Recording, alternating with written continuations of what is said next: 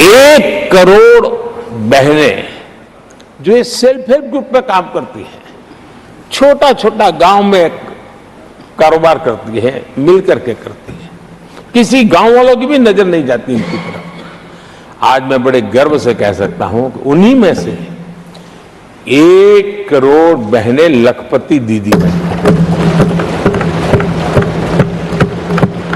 और हम आने वाले समय में ये आंकड़ा 3 करोड़ बहनों को लखपति दीदी बनाने की दिशा में बढ़ा रहे हैं। आदरणीय सभापति जी, सरकार का प्रयास है कि हर नए सेक्टर को हमारी महिलाएं लीड करें, वो अगुवाई करें, उस दिशा में हम प्रयास कर रहे हैं। नई टेक्नोलॉजी आती है, लेकिन महिलाओं के नसीब बहुत बहुत आखिर में आती है। हमारी कोशिश है कि नई टेक्नोलॉजी का पहला अवसर हमारी महिलाओं के हाथ लगे और वे इसको और इसी के तहत नमो ड्रोन दीदी ये अभियान बहुत सफलतापूर्वक आगे बढ़ा है और आज गांव में किसानों को मदद करने का टेक्नोलॉजी के माध्यम से काम गांव की हमारी महिलाएं कर रही है। और मैं जब उनसे बात कर रहा था मुझे कह रही है, अरे साहब हम लोग कभी साइकिल भी नहीं चलाना जानते थे, आपने हमें पायलट बना दिया है और पूरा गांव हमें पायलट दीदी के नाम से जानने लगा है। और इस गरिमापूर्ण बात उनके जीवन में आगे बढ़ने के लिए बहुत बड़ी ताकत बन जाता है, एक बहुत बड़ा ड्राइविंग फोर्स बन जाता है। आदरणीय सभापति जी, देश का दुर्भाग्य है कि ऐसे संवेदनशील मामलों में भी राजनीति जब होती है तब देशवासियों को, विशेषकर महिलाओं को अकल्प पीड़ा होती है। ये जो महिलाओं के साथ होते अत्याचार में विपक्ष का जो सिलेक्टिव रवैया है, ये सिलेक्टिव रवैया बहुत ही चिंताजनक है।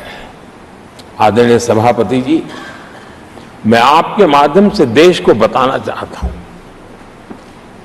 मैं किसी राज्य के खिलाफ नहीं बोल रहा हूं, न ही मैं कोई राजनीतिक स्कोर करने के लिए बोल रहा हूं, लेकिन कुछ समय पहले मैंने बंगाल से आई कुछ तस्वीरों को सोशल मीडिया पे वीडियो देखा। एक महिला को वहां सरेआम सड़क पर पीटा जा रहा है।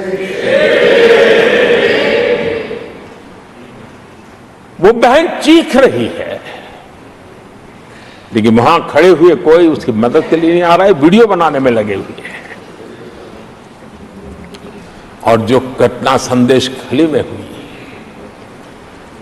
जिसकी तस्वीरें रोंगटे खड़े करने वाली है, लेकिन बड़े बड़े दिग्गज मैं सुन रहा हूं कल से,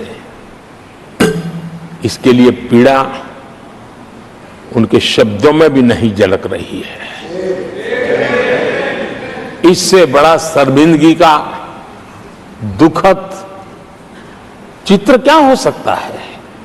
और जो अपने आप को बहुत बड़े प्रगतिशील नारी नेता मानते हैं, वो भी मुंह पे ताले लगा करके बैठ गए, क्योंकि संबंध उनके राजनीतिक जीवन से जुड़े किसी दल से या उस राज्य से है। और इसलिए आप महिलाओं पर हो रही पीड़ा को चुपचाप हो जाए। आदरणीय सभापति जी, मैं समझता हूं कि जिस प्रकार से दिग्गज लोग भी ऐसी बातों को नजरअंदाज करते हैं, तब देश को तो पीड़ा होती है, हमारी माताओं और बहनों को ज्यादा पीड़ा होती है। आदरणीय सभापति जी, राजनीति इतनी सिलेक्टिव हो और जहां उनकी राजनीति को अनुकूल नहीं होता है तो इनको सांप सूंघ जाता है, ये बहुत चिंता का विषय है। आदरणीय सभापति जी, भारत की जनता ने तीसरी बार पूर्ण बहुमत की स्थिर सरकार चुनकर देश में तो स्थिरता और निरंतरता को तो आदेश दिया ही है, लेकिन इस चुनाव के नतीजों ने विश्व को आश्वस्त किया है आदरणीय सभापति जी।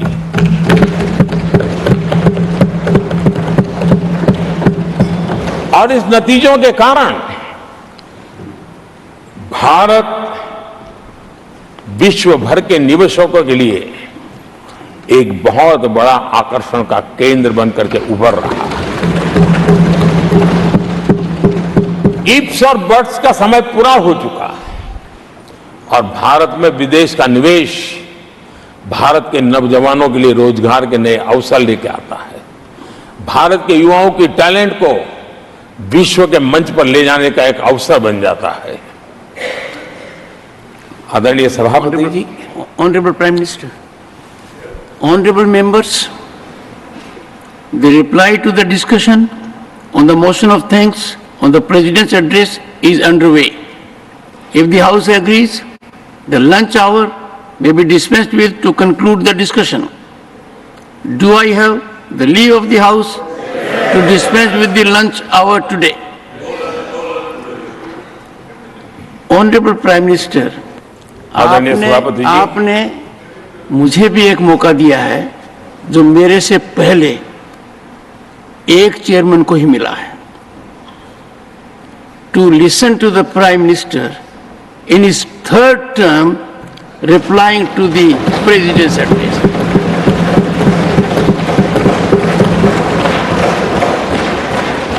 और आपसे इंस्पिरेशन लेकर आप देखिए, टेबल के ऊपर हमने पुरुषों का 1/3 रिजर्वेशन कर दिया है। ऑनरेबल प्राइम मिनिस्टर, आदरणीय सभापति जी, वैश्विक अर्थव्यवस्थाओं में संतुलन जो चाहते हैं उनका भारत का ये विजय उनके लिए एक बहुत बड़ी नई आशा लेकर के आया है।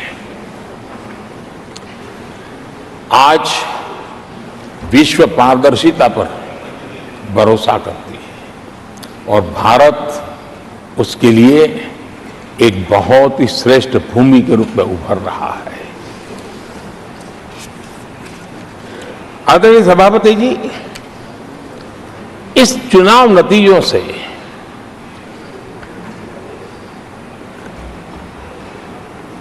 जो कैपिटल मार्केट है उसमें तो उछाल नजर आ ही रहा है, लेकिन दुनिया में भी बहुत बड़ा उमंग और आनंद का माहौल है।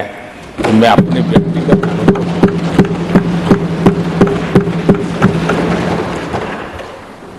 लेकिन इस बीच हमारे कांग्रेस के लोग भी खुशी में मगन है। मैं समझ नहीं पाता हूं कि ये खुशी का कारण क्या है और इस पर कई सवाल है। क्या ये खुशी हार की हैट्रिक पर है? क्या ये खुशी नर्वस 90 के शिकार होने पर है? क्या ये खुशी एक और असफल लॉन्च की है? आदरणीय सभापति जी, मैं देख रहा था ये उत्साह उमंग से खड़गे जी भी बड़े नजर आ रहे थे, लेकिन शायद खड़गे जी ने उनकी पार्टी की बड़ी सेवा की है, क्योंकि जो ये पराजय का ठिकरा जिन पर फूटना चाहिए था उनको उन्होंने बचा लिया और खुद दीवार पर के खड़े हो गए।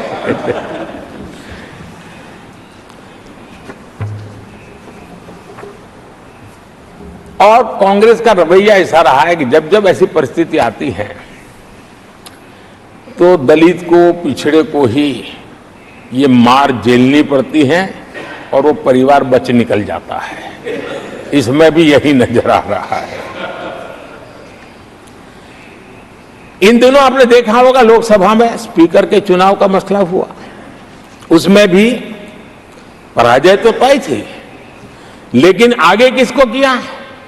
तो एक दलित को बड़ी चलाने के लिए खेल खेला उन्होंने। उनको मालूम था कि वो पराजित होने वाले हैं, लेकिन उन्हीं को आगे किया।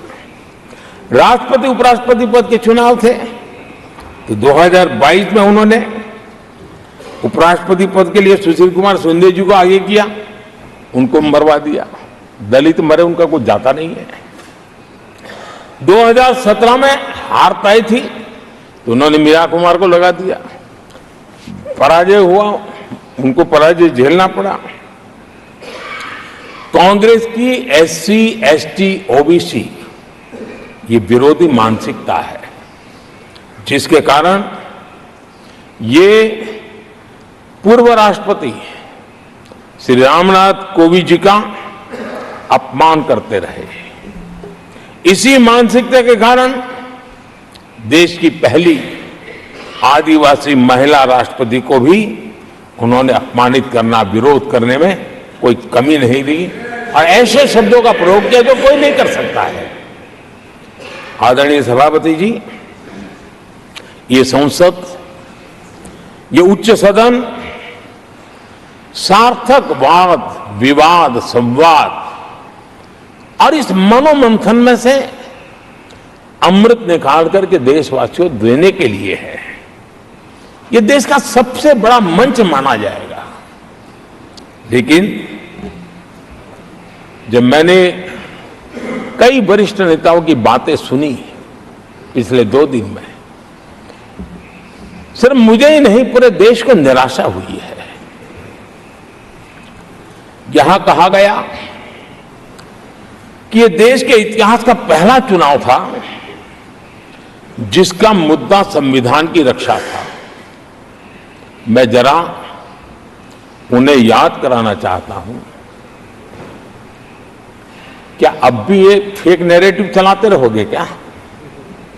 क्या आप भूल गए 1977 का चुनाव? अखबार बंद थे, रेडियो बंद थे, बोलना भी बंद था और एक ही मुद्दे पर देशवासियों ने वोट किया था, लोकतंत्र की पुनर्स्थापना के लिए वोट किया था। संविधान की रक्षा के लिए पूरे विश्व में इससे बड़ा कोई चुनाव नहीं हुआ है और भारत के लोगों की रगों में लोकतंत्र किस प्रकार से जीवित है वो 1977 के चुनाव ने दिखा दिया। लेकिन आप गुमराह कर रहे हो देश को। मैं मानता हूं कि संविधान की रक्षा का वो सबसे बड़ा चुनाव था और उस समय देश की विवेक बुद्धि ने संविधान की रक्षा के लिए उस समय सत्ता पर बैठे हुए लोगों को उखाड़ करके फेंक दिया था। और इस बार अगर संविधान की रक्षा का चुनाव था तो देशवासियों ने संविधान की रक्षा के लिए हमें योग्य पाया है। संविधान की रक्षा के लिए देशवासियों को हम पर भरोसा है। कहां अगर संविधान की रक्षा कोई कर सकता है तो यही लोग कर सकते हैं और देशवासियों ने हमें जनादेश दिया है। आदरणीय सभापति जी,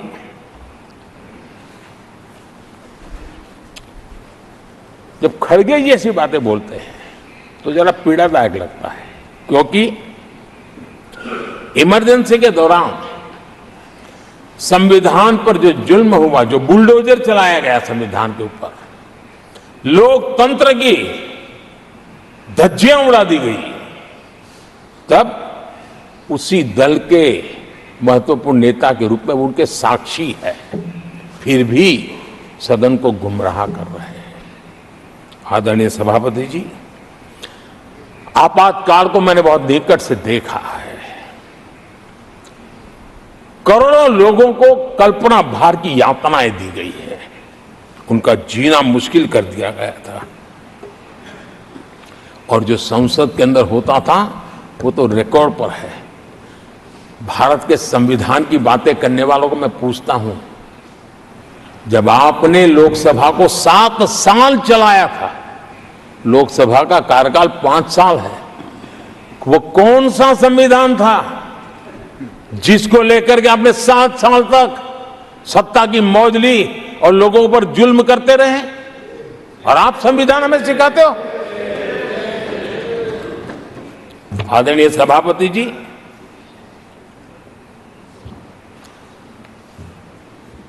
दर्जनों आर्टिकल्स पर,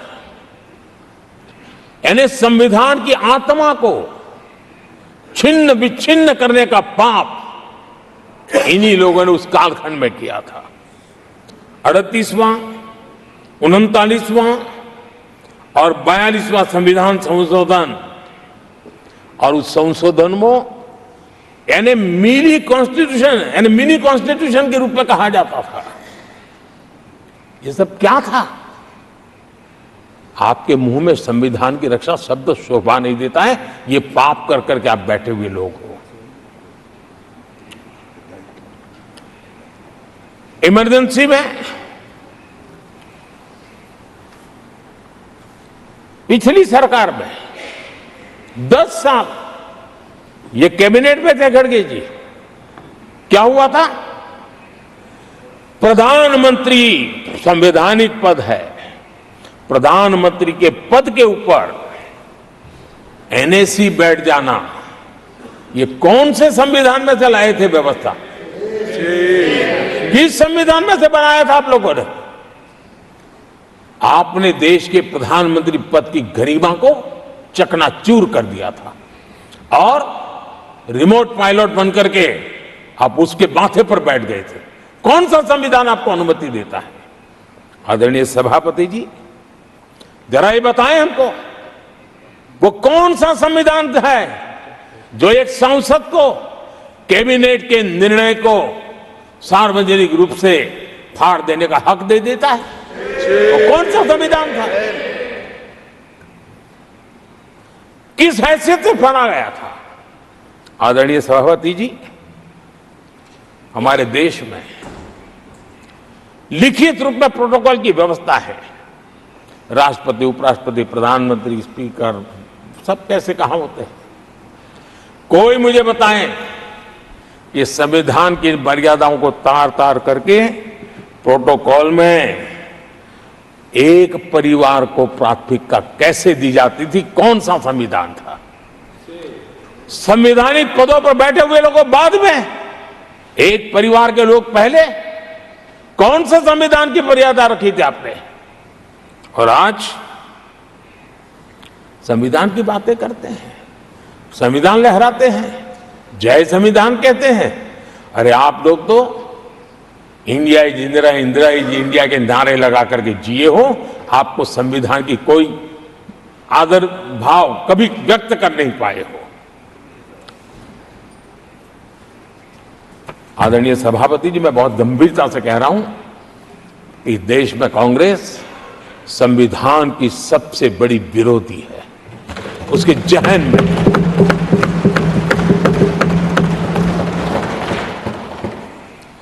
आदरणीय सभापति जी, इस पूरी चर्चा के दरमियान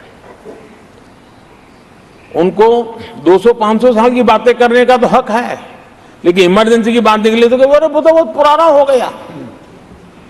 क्या आपके पाप पुराने हो जाते हैं तो खत्म हो जाते हैं क्या? आदरणीय सभापति जी, इस हाउस में कोशिश की गई संविधान की बात करना, लेकिन इमरजेंसी को कभी भी आने नहीं देना। ये चर्चा करने का अनुभव है, लेकिन ये देश, इनके साथ जो लोग बैठे हैं उसमें भी बहुत लोग हैं जो इमरजेंसी के भुक्तभोगी रहे हैं, लेकिन उनकी कुछ मजबूरियां होगी कि आज उनके साथ उन्होंने बैठना पसंद किया है। मतलब अवसरवादिता का ये दूसरा नाम है। संविधान के प्रति समर्पण का भाव होता तो ऐसा नहीं करते। आदरणीय सभापति जी, आपातकाल सिर्फ एक राजनीतिक संकट नहीं था, लोकतंत्र संविधान के साथ साथ ये बहुत बड़ा मानवीय संकट भी था। अनेक लोगों को टॉर्चर किया गया था, अनेक लोग जेल में मृत्यु को शरण हुए थे। जयप्रकाश नारायण जी की स्थिति इतनी खराब हुई कि बाहर आकर के वो कभी ठीक नहीं हो पाए। ये हाल उन्होंने कर दिया था। और प्रताड़ना सिर्फ राजनेताओं की नहीं, आम आदमी को भी नहीं छोड़ा गया था, सामान्य आदमी को भी नहीं।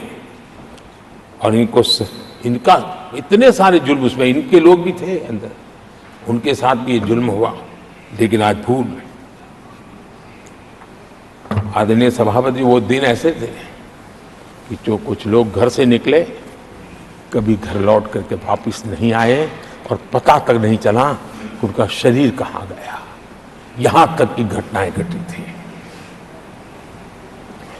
आदरणीय सभापति जी, ये बहुत सी पार्टियां जो उनके साथ बैठी हैं, वो अल्पसंख्यकों की आवाज होने का जरा दावा करते हैं और बड़े ज्यादा चिल्ला करके बोलते हैं। क्या कोई मुजफ्फरनगर और तुर्कमान गेट, वहां अल्पसंख्यकों के साथ इमरजेंसी में क्या हुआ था, जरा याद करने की हिम्मत करते हैं क्या? बोलने की हिम्मत करते हैं क्या? आदरणीय सभापति जी, और ये कांग्रेस को क्लीन चिट दे रहे हैं। कैसे देश उनको माफ करेगा? ये शर्मनाक है कि ऐसी तानाशाही को भी आज सही कहने वाले लोग हाथ में संविधान की प्रत लेकर के अपने काले कारनामों को छुपाने की कोशिश कर रहे हैं।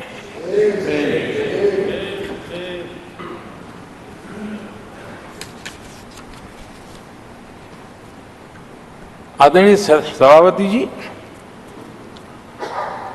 उस समय कई अलग छोटे छोटे राजनीतिक दल थे, ये इमरजेंसी के खिलाफ लड़ाई के मैदान में उतरे थे और धीरे धीरे उन्होंने अपनी जमीन बनाई थी। आज वो कांग्रेस का सहयोग कर रहे हैं। और मैंने कल लोकसभा में कहा था, अब कांग्रेस का परजीवी युग शुरू हुआ है। ये परजीवी कांग्रेस है, जहां वो खुद अकेले लड़े वहां उनका स्ट्राइक रेट शर्मजनक है, और जहां किसी के सहारे, किसी के कंधे पर बैठने का मौका मिला, वहीं पर से बच करके आए हैं। देश की जनता ने आज भी उनको स्वीकार नहीं किया है, वो किसी की आड़ में आए हैं। ये कांग्रेस परजीवी है, किसी और के कारण सहयोगी दलों के वोट खा करके वो जरा फली फूली है ऐसा दिखता है। और कांग्रेस का परजीवी होने का कारण उनके अपने कारनामों से है। वो देश की जनता का विश्वास नहीं लेता है, वो जोड़ तोड़ करके बचने का रास्ता खोज रहे हैं। जनता जनार्दन का विश्वास जीतने के लिए इनके पास कुछ नहीं है, इसलिए फेक नैरेटिव के द्वारा, फेक वीडियो के द्वारा देश को भ्रमित करके, गुमराह करके अपने कारनामे करने की आदत है। आदरणीय सभापति जी, इस सदन में, ये उच्च सदन है, यहां विकास के विजन पर चर्चा होना स्वाभाविक अपेक्षित है। लेकिन भ्रष्टाचार के गंभीर आरोपों से घिरे लोग, ये कांग्रेस वाले भ्रष्टाचारी बचाओ आंदोलन चलाने लग गए हैं बेशर्मी के साथ। जिनको सजाएं मिली है भ्रष्टाचार में, इनके साथ तस्वीरें निकालने में उनको मजा आ रहा है।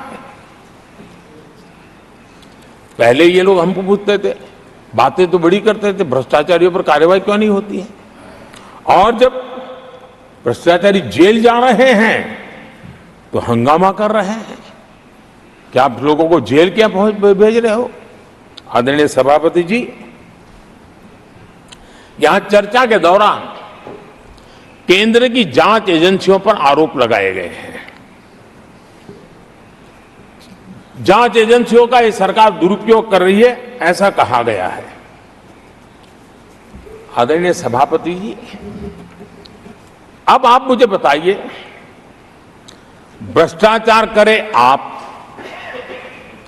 शराब घोटाला करे आप, बच्चों के क्लास के बनाने में घोटाला करे आप, पानी तक में घोटाला करे आप, आपकी शिकायत करे कांग्रेस,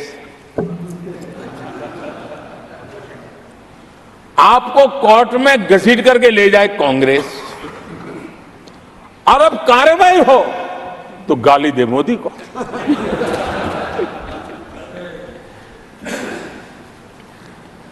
और अब आपस में जरा साथी बन गए हैं लोग, और हिम्मत है तो सदन में खड़े होकर के जवाब मांगो। कांग्रेस पार्टी से मैं आप वालों से कहता हूं, कांग्रेस भी बताएं कि आपने प्रेस कॉन्फ्रेंस करके आपके घोटालों के इतने सारे सबूत देश के सामने रखे थे। कांग्रेस ने प्रेस कॉन्फ्रेंस की थी, इन्हीं लोगों के खिलाफ की थी। अब ये बताएं कि ये जो उन्होंने सबूत प्रेस कॉन्फ्रेंस करके सारी फाइलें बताई थी, क्या वो सबूत सच्चे थे या झूठे थे? दोनों एक दूसरे को खोल करके रख देंगे। आदरणीय सभापति जी, मुझे विश्वास है ऐसी चीजों का जवाब देने की उनके अंदर हिम्मत नहीं है। आदरणीय सभापति जी, ये ऐसे लोग हैं जिनका डबल स्टैंडर्ड है, दोहरा रवैया है। और मैं देश को बार बार ये बात याद दिलाना चाहता हूं, ये कैसा दोगलापन चल रहा है। ये लोग दिल्ली में एक मंच पर बैठ करके जांच एजेंसियों पर आरोप लगाते हैं, भ्रष्टाचारियों को बचाने के लिए रैलियां करते हैं, और केरला में उनके शहजादे, उन्हीं के केरल के एक मुख्यमंत्री जो उनके गठबंधन के साथी है, उनको जेल भेजने की अपील करते हैं, और भारत सरकार को कहते हैं कि इस मुख्यमंत्री को जेल भेज दो। दिल्ली में ईडी सीबीआई की कार्रवाई उस पर हाय तौबा करते हैं, और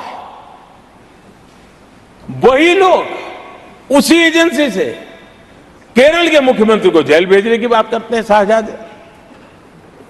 तब लोगों के मन में सवाल उठता है कि इसमें भी दोगलापन। आदरणीय सभापति जी, छत्तीसगढ़ में कांग्रेस सरकार के मुख्यमंत्री के साथ शराब घोटाला जुड़ा। यही आप पार्टी वाले चीख चीख करके कहते थे कि ईडी सीबीआई को लगा दो और इस मुख्यमंत्री को जेल में डाल दो, खुलेआम कहते थे। और ईडी ये काम करे इसके लिए गुजारिश करते थे। उनको तब ईडी बहुत प्यारा लगता है। आदरणीय सभापति जी, ये आज जो लोग जांच एजेंसियों को बदनाम कर रहे हैं, हल्ला मचा रहे हैं, मैं जरा उनकी याददाश्त पर जोर डालना चाहिए, मैं ऐसा उनका आग्रह करता हूं। जांच एजेंसियों का पहले दुरुपयोग कैसे होता था, कौन करता था, मैं जरा बताना चाहता हूं। मैं कुछ बयान आपके सामने रखता हूं। ये पहला बयान है 2013 का। बयान क्या है? कांग्रेस से लड़ना आसान नहीं है, जेल में डाल देगी, सीबीआई पीछे लगा देगी। कांग्रेस सीबीआई व इनकम टैक्स का भय दिखा करके समर्थन लेती है। ये स्टेटमेंट किसका है? ये बयान है स्वर्गीय मुलायम सिंह जी का। कांग्रेस एजेंसियों का कैसा दुरुपयोग करता है, ये मुलायम सिंह जी ने कहा था। और यहां इस सदन के माननीय सदस्य रामगोपाल जी को मैं जरा पूछना चाहता हूं कि रामगोपाल जी, क्या नेताजी कभी झूठ बोलते थे क्या? नेताजी तो सच बोलते थे। आदरणीय सभापति जी, मैं रामगोपाल जी को ये भी कहा, जरा भतीजे को भी बताएं, क्योंकि उनको भी याद दिलाए कि राजनीति में कदम रखते ही भतीजे पर सीबीआई का फंदा लगाने वाले कौन थे, जरा याद दिला दें उनको, पता चलेगा। आदरणीय सभापति जी, मैं एक और बयान पढ़ता हूं, ये भी साल 2013 का है। The Congress had used the CBI to strike political bargains with many parties. और कौन कहते हैं? उनके कॉमरेड श्रीमान प्रकाश करात जी ने ये कहा हुआ है, 2013 में कहा। एजेंसियों का कौन दुरुपयोग करता था? एक और महत्वपूर्ण स्टेटमेंट में पढ़ता हूं और मैं याद दिलाना चाहता हूं, स्टेटमेंट क्या है कि सीबीआई पिंजरे में बंद तोता है जो मालिक की आवाज में बोलता है। ये किसी राजनीतिक व्यक्ति का बयान नहीं है, ये हमारे देश की सुप्रीम कोर्ट ने यूपीए सरकार के समय कहा हुआ बयान है। एजेंसियों का दुरुपयोग कौन करता था, इसके जीते जागते सबूत आज मौजूद है। आदरणीय सभापति जी, भ्रष्टाचार के विरुद्ध लड़ाई ये मेरे लिए चुनाव हार जीत का तराजू नहीं है। मैं चुनाव हार जीत के लिए, भ्रष्टाचार के लिए लड़ाई नहीं लड़ रहा हूं। ये मेरा मिशन है, ये मेरा कन्विक्शन है और मैं मानता हूं कि भ्रष्टाचार एक ऐसी दिमक है जिसने देश को खोखला कर दिया है। इस देश को भ्रष्टाचार से मुक्ति दिलाने के लिए, भ्रष्टाचार के प्रति सामान्य मानव के मन में नफरत पैदा करने के लिए मैं जी जान से जुटा हुआ हूं और मैं इस पवित्र कार्य मानता हूं। 2014 में जब हमारी सरकार बनी तो हमने दो बड़ी बातें कही थी। एक, हमने कहा था मेरी सरकार गरीबों को समर्पित है, और दूसरा, भ्रष्टाचार पर, काले धन पर कड़ा प्रहार मेरी सरकार करेगी। ये मैंने 2014 में सार्वजनिक रूप से कहा था। इसी ध्येय को लेकर के एक तरफ गरीबों के कल्याण के लिए विश्व की सबसे बड़ी कल्याण योजना हम चला रहे हैं, गरीब कल्याण योजना चला रहे हैं। दूसरी तरफ भ्रष्टाचार के विरुद्ध नए कानून, नई व्यवस्थाएं, नए तंत्र हम विकसित कर रहे हैं। हमने भ्रष्टाचार निवारण अधिनियम 1988 उसमें संशोधन किया। हमने काले धन के खिलाफ एक नया कानून बनाया। बेनामी संपत्ति को लेकर हम नया कानून लेकर के आए। इन कानूनों से भ्रष्ट अधिकारियों पर भी कार्रवाई हो गई, लेकिन लीकेज हटाने के लिए हमने सकारात्मक रूप से गवर्नमेंट में भी बदलाव लाया। हमने डायरेक्ट बेनिफिट ट्रांसफर पर बल दिया। हमने डिजिटल टेक्नोलॉजी का भरपूर उपयोग किया है और तभी आज हर लाभार्थी तक उसके हक का फायदा तुरंत सीधा पहुंच रहा है। एक नए पैसे का लीकेज नहीं होता है। ये हमारी भ्रष्टाचार के खिलाफ लड़ाई का पहलू है। और जब सामान्य नागरिक को ये व्यवस्था मिलती है तब उसका लोकतंत्र में भरोसा बढ़ता है, उसको सरकार में अपनापन महसूस होता है, और जब अपनापन महसूस होता है ना, तब तीसरी बार बैठने का मौका मिलता है।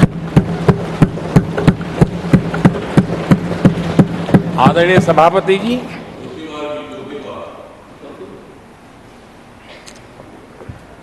मैं निसंकोच रूप से कहना चाहता हूं, लाग लपेट नहीं रखता हूं, और मैं देशवासियों को भी कहना चाहता हूं कि मैंने एजेंसियों को भ्रष्टाचार और भ्रष्टाचारियों पर कड़ों से कठोर कार्रवाई करने के लिए खुली छूट दे के रखी है।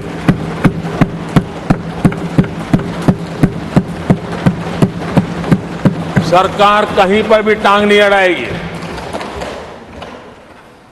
हां, वो ईमानदारी से काम करे, ईमानदारी के लिए काम करे, ये मेरी सूचना है। और आदरणीय सभापति जी, मैं फिर देशवासियों को कहना चाहता हूं, कोई भी भ्रष्टाचारी कानून से बच करके नहीं निकलेगा, ये मोदी की गारंटी है। आदरणीय सभापति जी, राष्ट्रपति जी ने अपने संबोधन में पेपर लीक को एक बड़ी समस्या बताया है। मेरी अपेक्षा थी कि सारे दल दलीय राजनीति से ऊपर उठकर इस पर अपनी बात रखते, लेकिन दुर्भाग्य से इतना संवेदनशील महत्वपूर्ण मुद्दा भी, मेरे देश के नौजवानों के भविष्य के साथ जुड़ा मुद्दा भी इन्होंने राजनीति के भेंट चढ़ा दिया। इससे बड़ा दुर्भाग्य क्या हो सकता है। मैं देश के नौजवानों को आश्वस्त करता हूं कि आपको धोखा देने वालों को ये सरकार छोड़ने वाली नहीं है। मेरे देश के नौजवानों के भविष्य के साथ खिलवाड़ करने वालों को सख्त से सख्त सजा मिले, इसके लिए एक के बाद एक एक्शन लिए जा रहे हैं। संसद में इन गड़बड़ियों के खिलाफ सख्त कानून भी हमने बनाया है। हम पूरी सिस्टम को मजबूती दे रहे हैं कि भविष्य में मेरे देश के नौजवानों को आशंका भरी स्थिति में भी रहना न पड़े। पूरे विश्वास के साथ वो अपने सामर्थ्य को प्रदर्शित करें और अपने हक का प्राप्त करें, इस बात को लेकर के हम काम कर रहे हैं। आदरणीय सभापति जी, यहां कुछ आरोप लगाने की फैशन है, लेकिन कुछ आरोप ऐसे उसके जवाब घटनाएं खुद दे देती है और प्रत्यक्ष को प्रमाण की कोई जरूरत नहीं होती है। जम्मू कश्मीर में हाल में हुए लोकसभा चुनाव में मतदान के जो आंकड़े हैं वो पिछले 4 दशक के रिकॉर्ड को तोड़ने वाले हैं। और इसको सिर्फ कोई घर से गया बटन दबा के आया इतना नहीं है, भारत के संविधान को स्वीकृति देते हैं, भारत के लोकतंत्र को स्वीकृति देते हैं, भारत के इलेक्शन कमीशन को स्वीकृति देते हैं। ये बहुत बड़ी सक्सेस है आदरणीय सभापति। देशवासी जिस पल की प्रतीक्षा करते थे वो आज इतनी सहज सरलता के सामने दिख रही है। आदरणीय सभापति, बीते अनेक दशकों में बंद, हड़ताल, आतंकी धमकियां, इधर उधर बम धमाके की कोशिशें एक प्रकार से लोकतंत्र पर ग्रहण बनी हुई थी। आज इस बार लोगों ने संविधान पर अटूट विश्वास रखते हुए अपने भाग्य का फैसला लिया है। मैं जम्मू कश्मीर के मतदाताओं को विशेष रूप से बधाई देता हूं। आदरणीय सभापति जी, जम्मू कश्मीर में आतंकवाद से हमारी लड़ाई एक प्रकार से अंतिम दौर पर है, अंतिम चरण में है। आतंक के बचे हुए नेटवर्क को भी हम सख्ती से नेस्त नाबूद करने के लिए पूरी व्यूहरचना के साथ आगे बढ़ रहे हैं। बीते 10 वर्षों में पहले की तुलना में आतंकी घटनाओं में बहुत गिरावट आई है।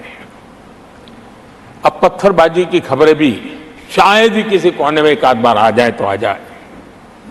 अब जम्मू कश्मीर में आतंक और अलगाव खत्म हो रहा है और इस लड़ाई में जम्मू कश्मीर के नागरिक हमारी मदद कर रहे हैं, नेतृत्व कर रहे हैं। ये सबसे ज्यादा विश्वास पैदा करने वाली बात है। आज वहां टूरिज्म नए रिकॉर्ड बना रहा है, निवेश बढ़ रहा है। आदरणीय सभापति जी, आज जो नॉर्थ ईस्ट को लेकर सवाल उठाते हैं। उन्होंने नॉर्थ ईस्ट को अपने हाल पर छोड़ के रखा था, क्योंकि उनकी जो चुनावी हिसाब किताब होता है, नॉर्थ ईस्ट से इतनी ही लोकसभा की सीटें हैं, क्या उससे राजनीति में फर्क पड़ता है? कभी कोई परवाह नहीं की, उसे उनके नसीब पर छोड़ दिया था। हम नॉर्थ ईस्ट को आज देश के विकास का एक सशक्त इंजन बनाने की ओर हम ताकत से लगे। नॉर्थ ईस्ट पूर्वी एशिया के साथ ट्रेड, टूरिज्म और कल्चरल कनेक्टिविटी उसका गेटवे बन रहा है।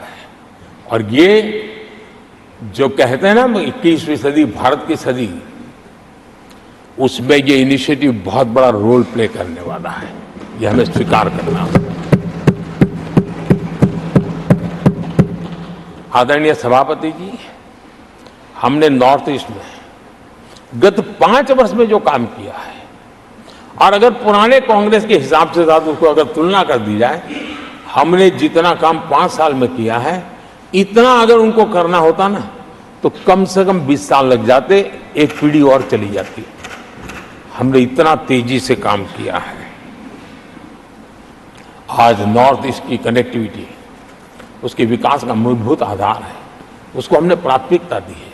और आज भूतकाल के सारे इंफ्रास्ट्रक्चर से कई गुना आगे हम निकल चुके हैं और हमने उसको करके दिखाया है।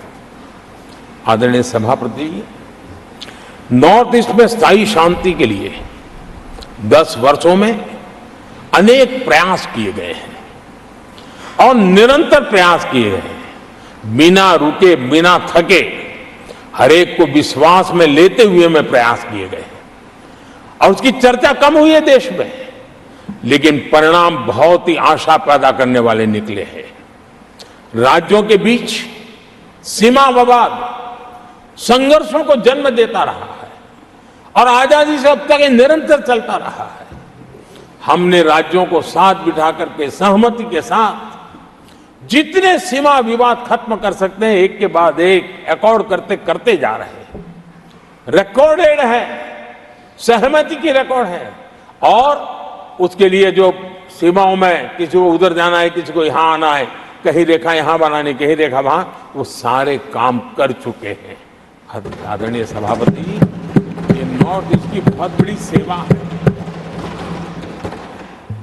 हिंसा से जुड़े संगठन, जो हथियारबंद गिरोह थे, जो वहां लड़ाई लड़ते रहते थे, अंडरग्राउंड रह के लड़ाई लड़ते थे, हर व्यवस्था को चुनौती देते थे, हर काउंटर ग्रुप को चुनौती देते थे, खून खराबा होता रहता था।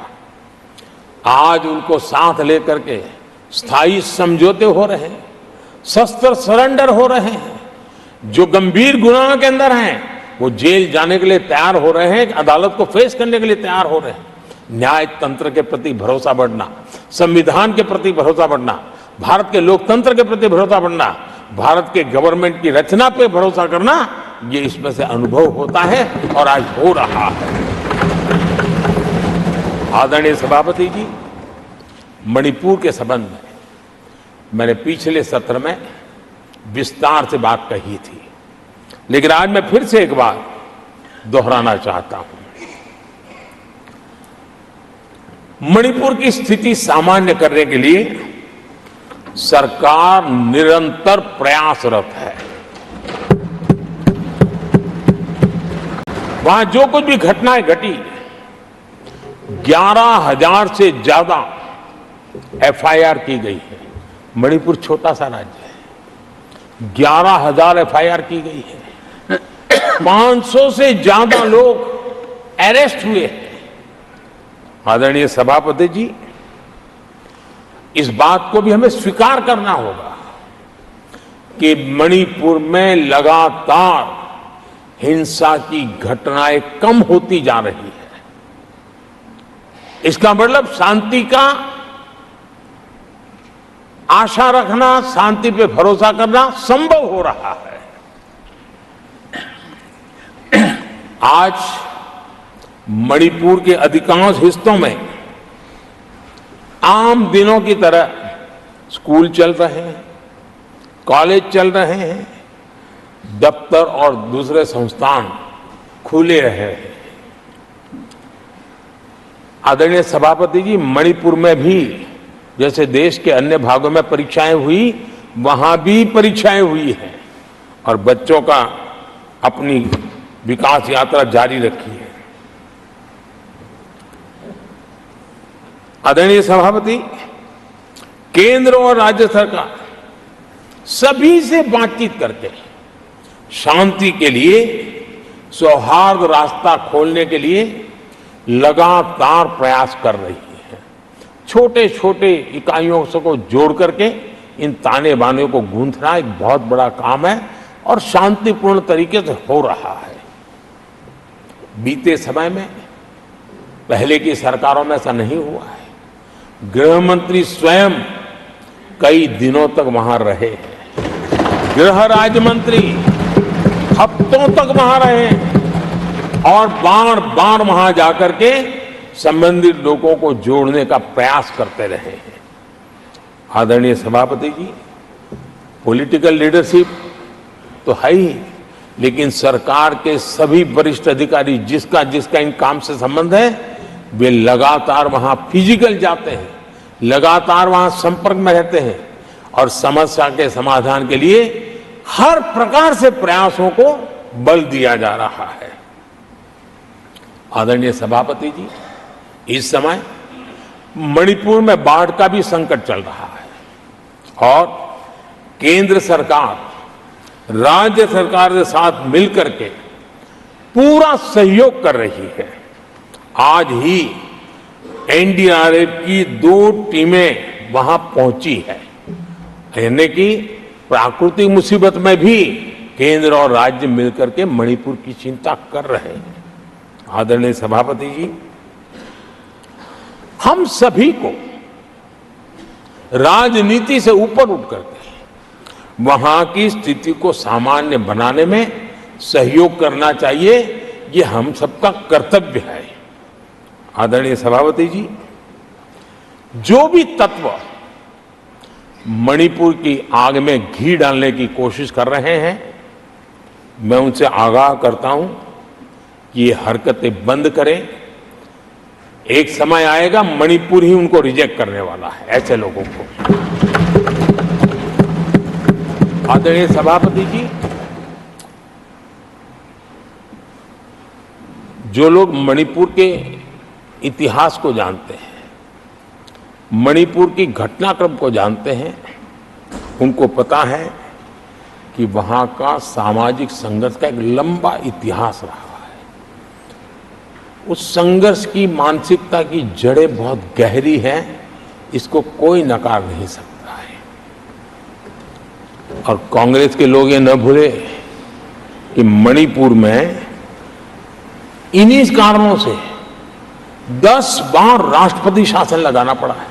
इतने छोटे से राज्य में 10 बार प्रेसिडेंशियल रूल लगाना पड़ा है, राष्ट्रपति शासन लगाना पड़ा है। कुछ तो मुसीबतें होगी और ये हमारे कार्यक्रम में नहीं हुआ है, लेकिन फिर भी राजनीतिक फायदा उठाने के लिए वहां पर जिस प्रकार की हरकतें हो रही है, और राष्ट्रपति जी, आदरणीय सभापति जी, मैं इस सदन में देशवासियों को मैं बताना चाहता हूं, 1993 में मणिपुर में ऐसे ही घटनाओं का क्रम चला था और इतना तीव्र चला था, इतना व्यापक चला था, वो 5 साल लगातार चला था। तो ये सारा इतिहास समझ करके हमें बहुत समझदारी के पूर्वक स्थितियों को ठीक करने के लिए प्रयास करना है। जो भी इसमें सहयोग देना चाहते हैं, हर एक का सहयोग भी हम लेना चाहते हैं, लेकिन हम सामान्य स्थिति को बरकरार रखने में, शांति लाने में भरपूर प्रयास कर रहे हैं। आदरणीय सभापति जी, ये मेरा सौभाग्य रहा है कि मैं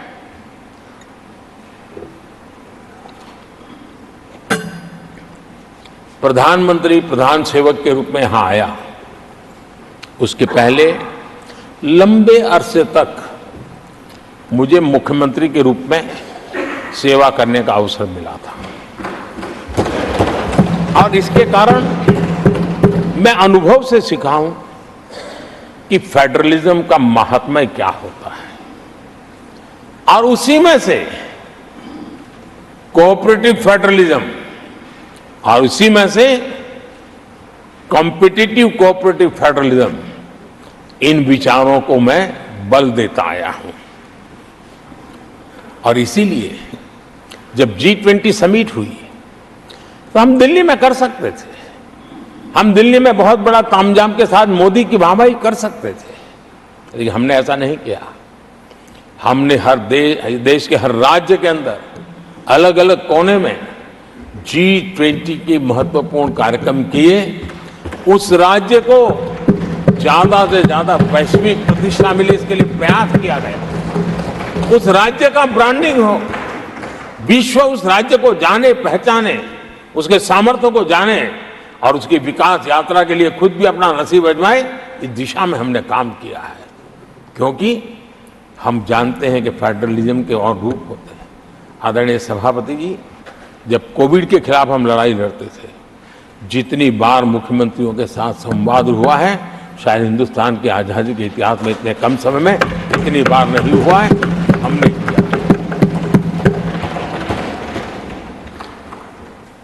आदरणीय सभापति जी, ये सदन एक प्रकार से राज्यों से जुड़ा हुआ सदन है और इसलिए राज्यों के विकास के कुछ फोकस एरिया, उसकी चर्चा इस सदन में करना मैं उचित मानता हूं और मैं कुछ आग्रह भी साझा करना चाहता हूं। आज हम एक ऐसी स्थिति में हैं जहां हम अगली क्रांति का नेतृत्व कर रहे हैं। इसलिए सेमीकंडक्टर्स और इलेक्ट्रॉनिक मैन्युफैक्चरिंग जैसे सेक्टर्स में हर राज्यों ने बड़ी प्राथमिकता से साथ अपनी नीतियां बनानी चाहिए, योजनाओं लेकर के आगे आना चाहिए। और मैं चाहता हूं कि राज्यों के बीच विकास की स्पर्धा हो, निवेश आकर्षण करने वाली नीतियों में स्पर्धा हो और वो भी गुड गवर्नेंस के माध्यम से हो, स्पष्ट नीतियों के माध्यम से हो। मैं पक्का मानता हूं कि आज जब विश्व भारत के दरवाजे पर दस्तक दे रहा है, तब हर राज्य के लिए अवसर है। और जब ये राज्यों से जुड़ा हुआ सदन है, तो मैं आग्रह करूंगा राज्यों से कि आप आगे आइए और विकास की यात्रा में आप भी उसका फायदा उठाइए। रोजगार सृजन में इस राज्यों के बीच स्पर्धा क्यों न होनी चाहिए? फलाने राज्य की उस नीति के कारण उस राज्य में नौजवानों को इतना रोजगार मिला, तो दूसरा राज्य का है तुम्हारी नीति में मैंने +1 कर दिया तो मुझे ये फायदा मिला। रोजगार के लिए राज्यों के बीच में स्पर्धा क्यों नहीं होनी चाहिए? मैं समझता हूं कि ये देश के नौजवानों के भाग्य को बदलने में बहुत काम आएगा। आज नॉर्थ ईस्ट में, असम में सेमीकंडक्टर पर तेज गति से काम चल रहा है और इससे असम, नॉर्थ ईस्ट, वहां के नौजवानों को बहुत ही फायदा होने वाला है और साथ साथ देश को भी फायदा होने वाला है। और नॉर्थ ईस्ट की धरती, क्योंकि एक राज्य सरकार जब एग्रेसिवली नीतियों को लेकर के आती है तो उसका, आदरणीय सभापति जी, यूएन ने 2023 को ईयर ऑफ मिलेट्स के रूप में घोषित किया था।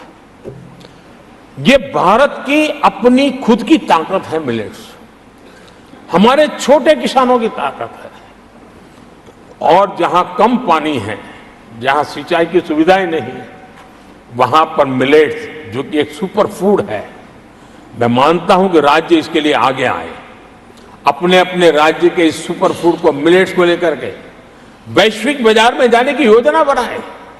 उसके कारण दुनिया के हर टेबल पर हिंदुस्तान का मिलेट होगा, डाइनिंग टेबल पर, और हिंदुस्तान के किसान के घर में दुनिया से कमाने का अवसर पैदा हो जाएगा। भारत के किसान के लिए समृद्धि के नए द्वार खुल सकते हैं। मैं राज्यों से आग्रह करूंगा कि आप आइए। आदरणीय सभापति जी, दुनिया के लिए न्यूट्रिशन मार्केट, इसका सॉल्यूशन भी हमारे देश के मिलेट में है। ये सुपर फूड है और जहां पर न्यूट्रिशन की चिंता है वहां पर हमारा मिलेट बहुत बड़ा काम कर सकता है। हम इस आरोग्य की दृष्टि से भी वैश्विक मंच पर ले जाने के लिए हमारे राज्य आगे आए, अपनी एक पहचान बनाए। आदरणीय सभापति जी, 21वीं सदी में ईज ऑफ लिविंग ये सामान्य मानवीय का हक है और मैं चाहता हूं कि राज्य सरकार अपने यहाँ के नीति, नियम, व्यवस्थाएं उस प्रकार से विकसित करें ताकि सामान्य नागरिक को ईज ऑफ लिविंग का अवसर मिले। और इस सदन से राज्यों को अगर वो संदेश जाता है तो देश के लिए उपयोगी होगा। आदरणीय सभापति जी, भ्रष्टाचार के खिलाफ जो हमारी लड़ाई है उसको हमें कई स्तरों पर नीचे ले जाना पड़ेगा और इसलिए चाहे पंचायत हो, नगरपालिका हो, महानगर पालिका हो, तहसील पंचायतें हो, जिला परिषद हो, ये सारी इकाइयों में एक ही मिशन के साथ भ्रष्टाचार से मुक्ति का राज्य अगर बीड़ा उठाएंगे तो हम बहुत तेजी से देश के सामान्य मानवी को जो भ्रष्टाचार से जूझना पड़ता है उससे मुक्ति दिला सकते हैं। आदरणीय सभापति जी, समय की मांग है कि हमारे यहां एफिशिएंसी अब होती है चलती है का जमाना चला गया है। 21वीं सदी में भारत को अगर भारत की सदी के रूप में अपने आप को प्रस्तावित करना है तो हमारे गवर्नेंस के मॉडल में, हमारे डिलीवरी के मॉडल में, हमारे निर्णय प्रक्रिया के मॉडल में एफिशिएंसी बहुत अनिवार्य है। मैं आशा करता हूं कि सर्विस की स्पीड बढ़ाने में, निर्णयों की स्पीड बढ़ाने में एफिशिएंसी की दिशा में काम होगा और जब इस प्रकार से काम होते हैं तो ट्रांसपेरेंसी भी आती है, इफ्स एंड बर्थ भी नहीं रहते हैं और सामान्य मानवीय के हकों की रक्षा भी होती है और ईज ऑफ लिविंग इसका एहसास हर नागरिक कर सकता है। आदरणीय सभापति जी, मेरा एक कन्विक्शन है और मैं मानता हूं कि आज समय की मांग है हमारे देश के नागरिकों के जीवन से सरकार की दखल जितनी कम हो उस दिशा में हमने प्रयास करना चाहिए। रोजमर्रा की जिंदगी में सरकार सरकार सरकार, अब हम उस दिशा में जा रहे हैं। तब हां, जिनको सरकार की जरूरत है, जिनके जीवन में सरकार की उपयोगिता आवश्यकता है, उनके जीवन में सरकार का अभाव नहीं होना चाहिए। लेकिन जो अपने बलबूते पर जीवन को आगे बढ़ाना चाहते हैं, सरकार का प्रभाव उनके रोकने का प्रयास न करें और इसलिए सरकार की दखल जितनी कम हो वैसी समाज और सरकार की व्यवस्थाओं को विकसित करने के लिए मैं राज्यों से आग्रह करता हूं कि आप आगे आइए। आदरणीय सभापति जी, क्लाइमेट चेंज के कारण प्राकृतिक आपदाओं की स्थिति बढ़ती जा रही है और वो किसी को एक कोने में करने वाला काम नहीं होता है। हमने सामूहिक रूप से मिलकर के काम करना होगा। राज्यों ने अपने सामर्थ्य बढ़ाना होगा ताकि प्राकृतिक आपदाओं को हम पूरा, पीने के पानी की व्यवस्था वो भी उतना ही महत्व देना होगा, सामान्य मानवीय को आरोग्य की सेवा वो भी उतना ही महत्व देना होगा। और मैं मानता हूं कि हमारे राज्यों में राजनीतिक इच्छा शक्ति के साथ इन मूलभूत कामों की दिशा में हमारे राज्य जरूर जुड़ेंगे। आदरणीय सभापति जी, ये दशक और ये सदी भारत की सदी है, लेकिन भूतकाल हमें कहता है कि अवसर तो पहले भी आए थे लेकिन हम अपने ही कारणों से अपने अवसरों को खो चुके थे। अब हमें अवसर खोने की गलती नहीं करनी है। हमें अवसरों को ढूंढना है, हमें अवसरों को जकड़ना है और अवसरों के सहारे हमें अपने संकल्पों को सिद्ध करना है, उस दिशा में जाने का। इससे बड़ा कोई समय नहीं हो सकता है जो समय आज भारत के पास है। 140 करोड़ देशवासियों के पास है, विश्व के सबसे युवा आबादी वाले देश के पास है। और इसको जो देश हमारे साथ आजाद हुए थे वो हमसे आगे निकल चुके हैं, बहुत तेजी से आगे निकल चुके हैं। हम नहीं पहुंच पाए, हमें इस स्थिति को बदलना है और इस संकल्प को लेकर के हमें जिन देशों ने 80 के दशक में रिफॉर्म्स किए, वे आज बहुत तेजी से एक विकसित देश के रूप में खड़े हो गए हैं। हमें रिफॉर्म्स को बुरा मानने की जरूरत नहीं है, रिफॉर्म से कतराने की जरूरत नहीं है। और रिफॉर्म करते हैं तो खुद की सत्ता चली जाएगी, ऐसे भयभीत रहने की जरूरत नहीं है। सत्ता को हथियार रखने की कोई आवश्यकता नहीं है। जितनी भागीदारी बढ़ेगी, जितने निर्णय की शक्ति सामान्य मानवी के हाथ जाएगी, मैं समझता हूं हम भी, भले हम शायद लेट हुए हो, लेकिन हम उस आकांक्षाओं को पूर्ण करने में उस गति को प्राप्त कर सकते हैं और हम अपने संकल्पों की सिद्धि कर सकते हैं। आदरणीय सभापति जी, विकसित भारत का मिशन ये किसी व्यक्ति का मिशन नहीं है, 140 करोड़ देशवासियों का, किसी एक सरकार का मिशन नहीं है, देश की सभी सरकारी इकाइयों का मिशन है। और हम एक सूत्र में, एक संकल्प के साथ मिलकर के चलेंगे तो हम इन सपनों को साकार कर पाएंगे, ऐसा हमारा पक्का विश्वास है। आदरणीय सभापति जी, मैं विश्व मंच पर जाता हूं, विश्व के अनेक लोगों से मिलता रहता हूं और मैं आज अनुभव कर रहा हूं कि पूरा विश्व निवेश के लिए तैयार है और भारत उनकी पहली पसंद है। हमारे राज्यों में निवेश आने वाला, उसका पहला द्वार तो राज्य ही होता है। अगर राज्य जितना ज्यादा इस अवसर को जुटाएंगे, मैं इसको मानता हूं उस राज्य का भी विकास होगा। आदरणीय सभापति जी, जिन जिन बातों को हमारे माननीय सदस्यों ने उठाया था, उन सबको संकलित रूप में जानकारी देने का मैंने प्रयास किया है। और आदरणीय राष्ट्रपति महोदय ने जो अभिभाषण दिया, जो हमारे लिए दिशा निर्देश दिए हैं और देश के सामान्य मानवी के अंदर जो उन्होंने विश्वास पैदा किया है, इसके लिए मेरी तरफ से भी और इस सदन की तरफ से भी मैं राष्ट्रपति जी का हृदय से बहुत बहुत आभार व्यक्त करते हुए मेरी वाणी को विराम देता हूं। बहुत बहुत धन्यवाद। तो आप सुन रहे थे, ये जवाब 2.0 था प्रधानमंत्री नरेंद्र मोदी का। बीते रोज विपक्ष के सवालों का जवाब तो उन्होंने दिया ही।